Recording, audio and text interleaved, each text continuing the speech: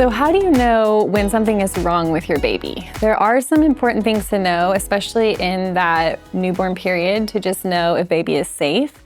And so one of the biggest things to watch for in a baby is a fever. You do not need to check your baby's temperature all of the time. It isn't something that you have to continue to do.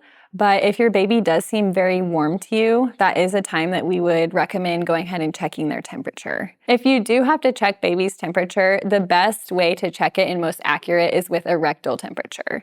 The temperatures that check their forehead or under their arms just aren't accurate in babies. There used to be a kind of general rule that, if you check under their arm, you add a degree or certain things like that, but that's actually thought to not be accurate now.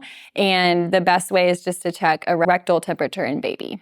So most of the time the hospital will send you home with a thermometer, and so you have it at home if you do need to use it.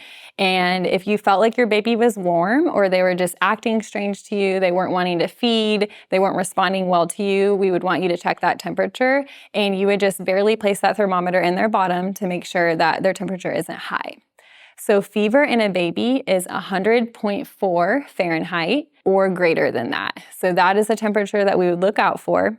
In babies, this can be a sign of a serious infection, so it would be something that we would want you to just monitor for. And if it was high, we would recommend you taking them to a pediatric ER if possible, just for best care for baby, just to make sure that they don't have an infection or anything else going on.